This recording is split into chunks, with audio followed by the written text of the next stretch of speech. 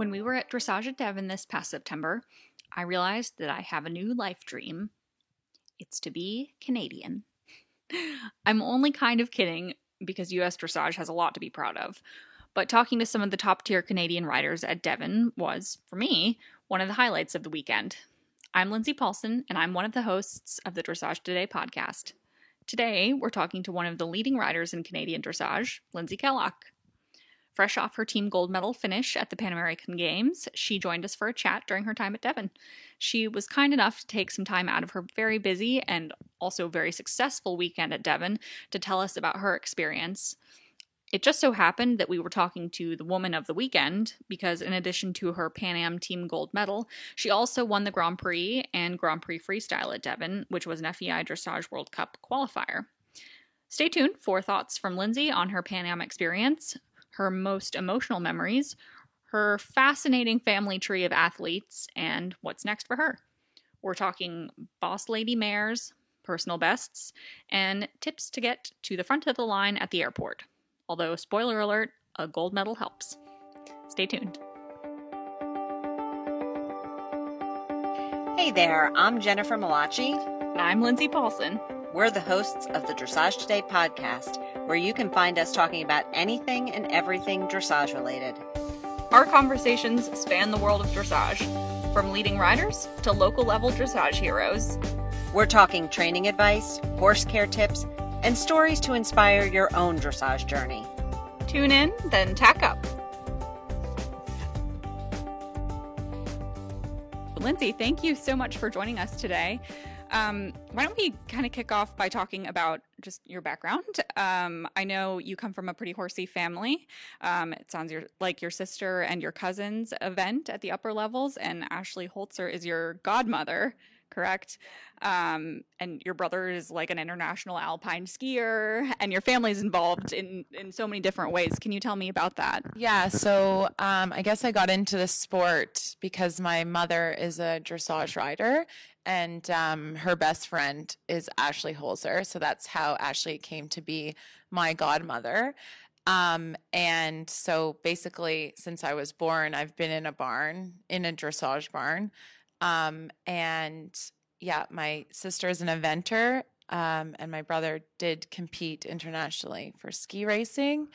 So I'm definitely from a competitive family, I guess you could say. And my mother, she really was the one that pushed me to do the riding. I wouldn't say that I had any pressure to do dressage, but they let me decide what I wanted to do. You know, I did many different sports. I was also ski racing. I actually did a little bit of ballet at a young age, which is shocking, but so I kind of got to choose my path a little bit. And I did a lot of jumping up until I was 14. And then my horse, unfortunately passed away, and my mom ended up buying a dressage horse for the two of us to share. So that's how I really got into dressage. And it's a funny story because I moved on to train with Jackie Brooks, and my mom was also training with Jackie at the time, who's a very, very close friend of ours. And we had to share this horse. So my mom would go up in the morning and have a lesson with Jackie, and then I would finish school and get a drive to Newmarket, Ontario, which is where Jackie's barn was located. And I would ride the horse in the afternoon. So we would share the horse together, which was kind of cool. It sounds like your horse is probably very fit. Yeah, very fit. So I know you said that you didn't necessarily feel pressure to do dressage exactly, but just being in a high performance family, have you felt pressure to compete at this elite level, or would you say that it's probably just something that's more innate? Yeah, I think I didn't feel pressure, but I knew watching Ashley growing up and watching Jackie, who was also a big part of my life, I just watched them compete, and I went to the shows, and I was just hungry for it. As soon as I saw the sport at that level, I knew that that's what I wanted to do. Speaking of high performance, congratulations on your recent team gold medal. What was it like to represent your country on that kind of international stage? Surreal. I mean, a dream come true. It was an incredible feeling. just representing Canada at such a high level, being a part of the Canadian team as far as even going to opening ceremonies, just walking into that stadium for the first time to compete in my first test in the Prix St. George. I just remember walking in and this feeling came over me like, wow, I'm at the Pan American Games. This is amazing, and obviously I wanted to go in and have the very best ride I could. But just that moment and that feeling alone of walking into the stadium and having my teammates there supporting me and my friends and my family was just an incredible experience. I don't think anyone will ever take that away from me, which I think is awesome. Did you ever feel like you had moments where you were like overwhelmed with emotion? Yeah, I would say after my first test, I was definitely in tears because we had a personal best. And when I saw the score come up on the board, the feeling was just, I felt pressure going first for my team because I was first in the order. And, you always want to go out and do your best and, show everybody that you earned your spot there and, have the best representation first out. And I really felt as though we did that. So that was emotional for me, and I had so much support there. I mean, so many of my friends were there. Our team camaraderie was just incredible. We all got along so well. We had a blast together, and that was even emotional, just supporting one another and seeing how well we got along. It was really amazing. Yeah, it was emotional, definitely. I was just about to ask, could you elaborate more on what the dynamic was like between you and your teammates? Could you tell us more about who was on the team and what everybody brought to the team? I was on the team with Tina Irwin, Naima LaLiberte, and Jill Irving. And so Jill and Naima are in my barn in Florida. So it's not my barn, it's Ashley Holzer's barn, and we all train with Ashley. So we already had a relationship going in, which was pretty amazing. And Tina, we all knew, from the horse shows, but Tina just fit right in. And with the four of us, it was a blast. We did an Instagram takeover for Equestrian Canada, and we had way too much fun with that. We just did really fun things and making jokes, and it was incredible. Switching gears from the people to the horses, tell me about the mare that you competed at the Pan Ams. I've heard that her strongest quality is really her great work ethic, and she seems pretty unfazed by big atmospheres. Flora Tina, she's one of the most amazing horses I've ever ridden because she goes into a big atmosphere and she gets better and better, and she loves to show. She loves to compete.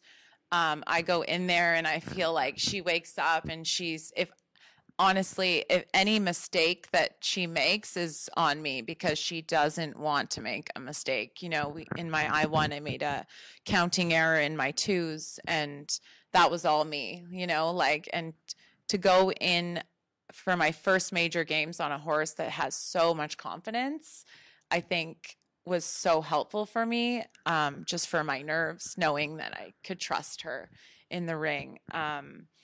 And she's just the sweetest, in the barn. She's so cuddly and she loves attention, and she wanted to be the queen, and since the games, we brought her back home to her owner's Chloe's barn in Bedford, New York. And she definitely thinks she's all that now. We have to still keep her spoiled because she's like, what am I doing now? Why am I not doing something, So yeah, she's an amazing horse. Sounds like in some ways she really kind of defies the mare stereotypes. She does, for sure. I wouldn't say she's marish at all. She's in a good way, she's a confident girl. That's her best trait, I would say. Yeah. She's a boss lady. Oh, yeah. We'll be back with more from Lindsay Kellogg in a minute, but first, a quick message from our sponsor. There is a fine line between good and great. Lactinase and Recovery from VitaFlex Pro are performance supplements for horses developed to maximize aerobic energy and support optimal muscle function before and after a workout.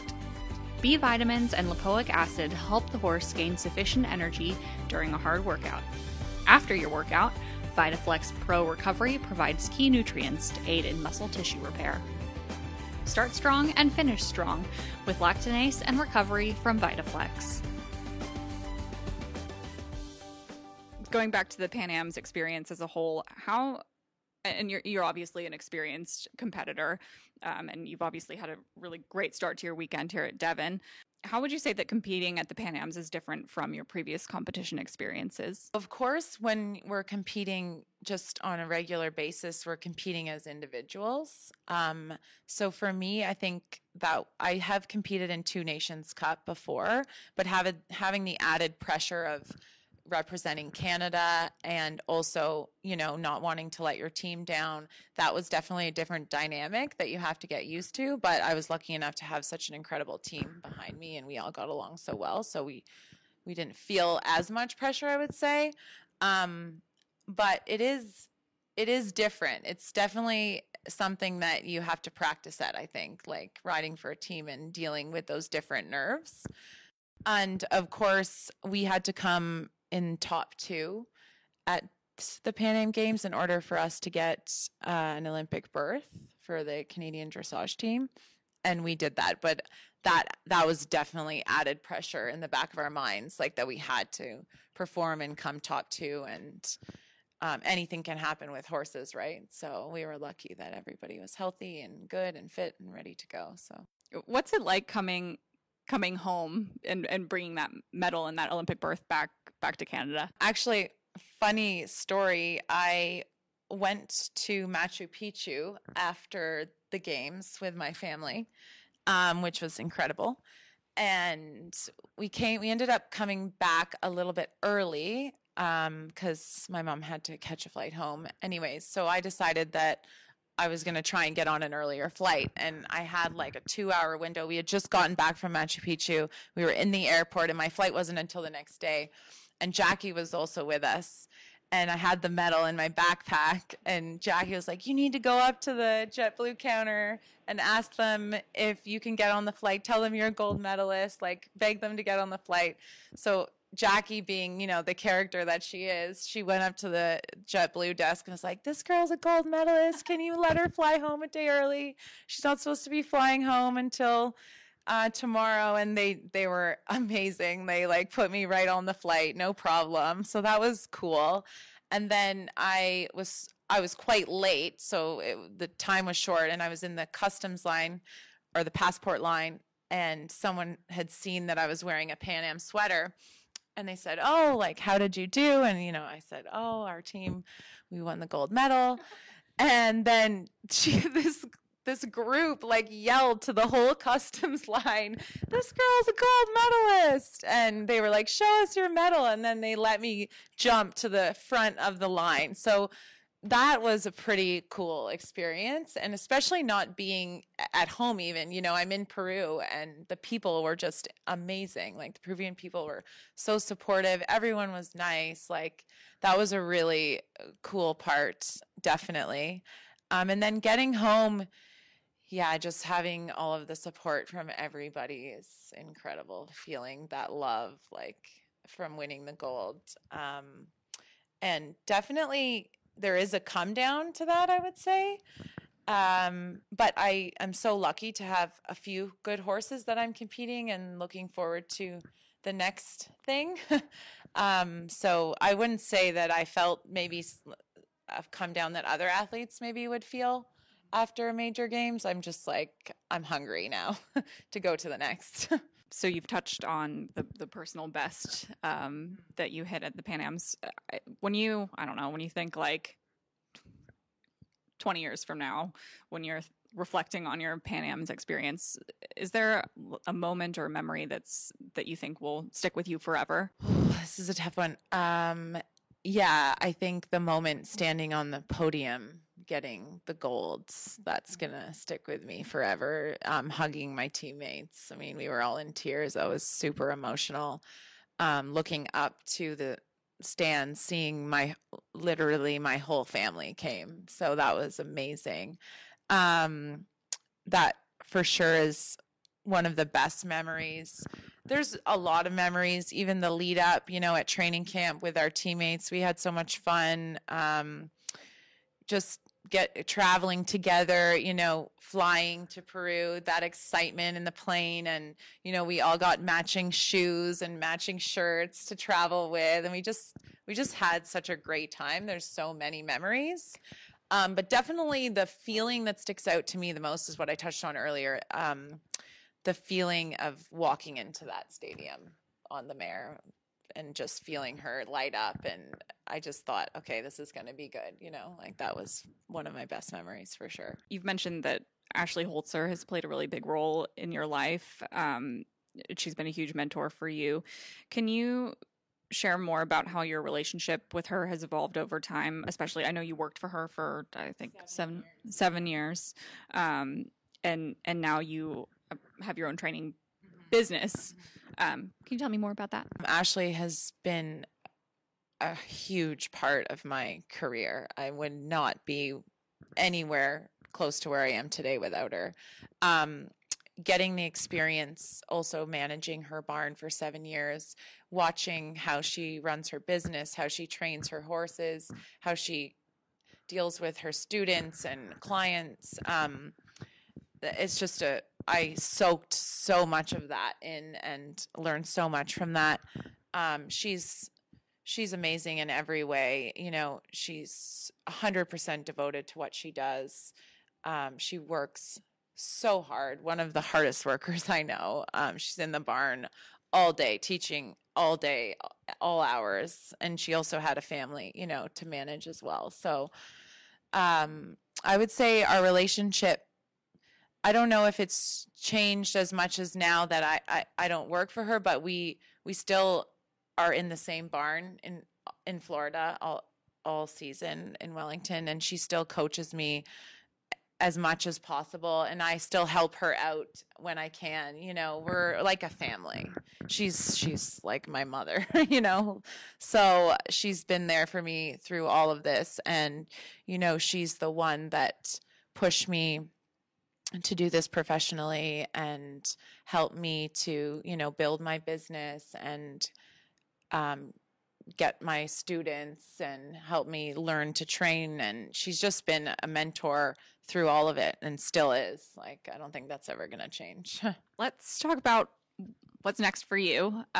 You obviously have some high performance horses that are keeping you quite busy. And we know that Canada is set to we'll be heading to Tokyo.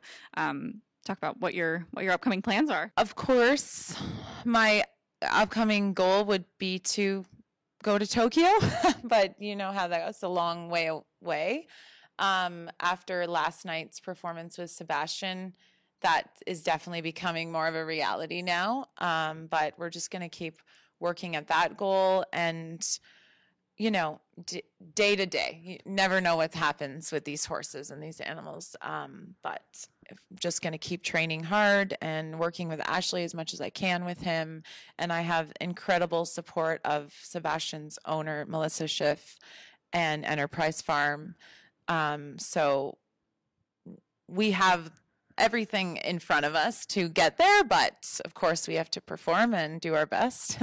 And there's a lot of good Canadian combinations coming up. So I think it's exciting time for Canada because we have a lot more combinations that are getting over 70% than we've ever had before. So it's exciting. And I'm happy to be on that team or to see my friends also get on that team because, Jackie and Brittany are some of my closest friends, so they're also trying. It'd be a dream if we were on the team together. We're, for those of you listening, we are recording right now at Dressage at Devon, and we've been hearing the Canadian national anthem playing quite a bit so far. Well, thank you so much for joining us, Lindsay. It's been such a pleasure to talk to you, and we wish you a lot of luck with everything that you have ahead of you. Thank you so much for having me. If you'd like to hear more from top riders like Lindsay Kellogg, stay tuned throughout our coverage, presented by VitaFlex, leading up to and during the FEI Dressage World Cup final. And here's a super cool opportunity that you won't want to miss. You can win a trip for two to the 2020 FEI World Cup Dressage Final in Las Vegas. Event tickets, airfare, and hotel accommodations included. Plus, VIP all-access pass at the show with USDF National Dressage Youth Coach George Williams and USDF silver and gold medalist Roberta Williams. Visit dressagetoday.com/World Cup Travel Sweeps. Sponsored by VitaFlex. Thanks for listening to the Dressage Today podcast. You can learn more from Dressage Today and read in-depth training articles at dressagetoday.com. Or you can visit our new on-demand video site, dressagetodayonline.com. And for daily dressage training tips and advice, give us a follow on Facebook, Instagram, and Pinterest. Happy riding! The Dressage Today podcast is a production of the Equine Podcast Network, an entity of Active Interest Media and the Equine Network.